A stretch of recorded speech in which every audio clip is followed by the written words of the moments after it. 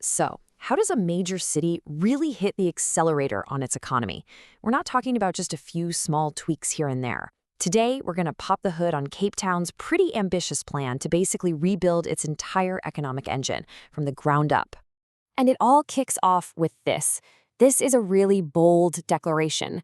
And, it's way more than just a catchy slogan. This is the North Star, the mission statement that's driving every single decision we're about to get into.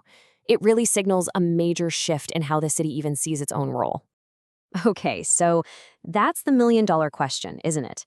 It's one thing to have this grand vision, but how in the world do you actually make it happen? Well, the answer really lies in a fundamental change to the city's place in the whole economic picture. And right here, this is the core philosophy. The city had this realization that it shouldn't try to be the car. Instead, its main job is to build the most powerful engine possible. And what is that engine? It's the private sector. The city's role is just to provide the fuel and create the absolute perfect conditions for that engine to just run at full throttle. This is the key concept. The official term for it is private sector enablement.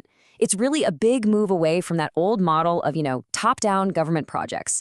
Instead, the city is focused on becoming a facilitator, on actively clearing the road for businesses to do what they do best: invest, innovate, and of course, hire people. So how do they actually do it? Well, the first major tool in their toolbox is unlocking the potential of land that the city itself owns. We're talking about strategically using public assets to pull in private investment and create these buzzing economic hubs. And this, right here, this represents a huge shift in their whole approach. The city is no longer just sitting back and drawing up master plans. Nope. It's getting its hands dirty, actively preparing sites, making them shovel-ready for investors. Think of it like this. They're shifting from being the architect to being the on-site general contractor.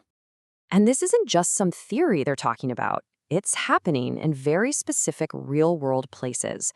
The strategy is being laser-focused on key economic areas, places like the Central Business District, Belleville, and the Claremont/Weinberg corridor.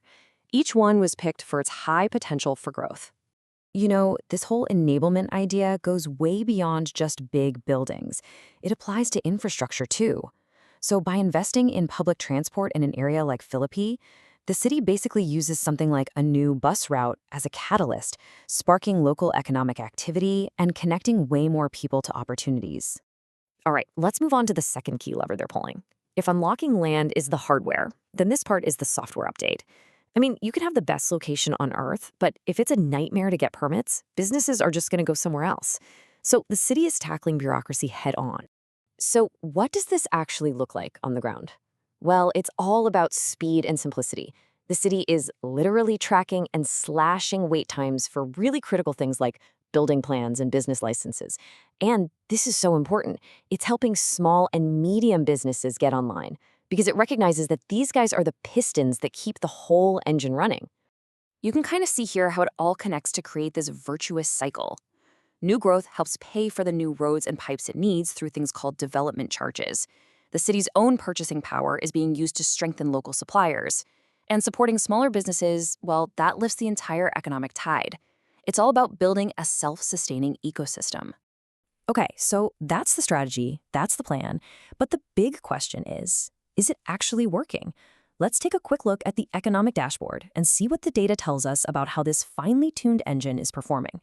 And here is the headline number. In 2021, Cape Town's economy grew by a really impressive 4.9%. Now that is a powerful signal that this focus on private sector enablement is delivering some real, tangible results. But of course, context is everything. The forecast for 2022 was a bit more moderate, down at 2.4%. And this just shows that the city doesn't operate in a bubble. It's still getting hit by national challenges like load shedding and inflation. But honestly, maintaining solid growth under those conditions, that's pretty noteworthy all by itself. And when we zoom in a little closer, we see some real bright spots. The absolutely crucial trade and hospitality sector has bounced all the way back to pre-pandemic levels.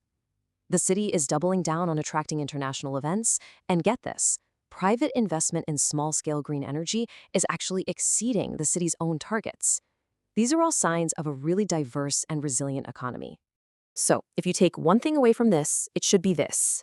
This was an intentional, active shift. Cape Town has completely redefined its job description. moving from being a planner on paper to becoming an enabler on the ground.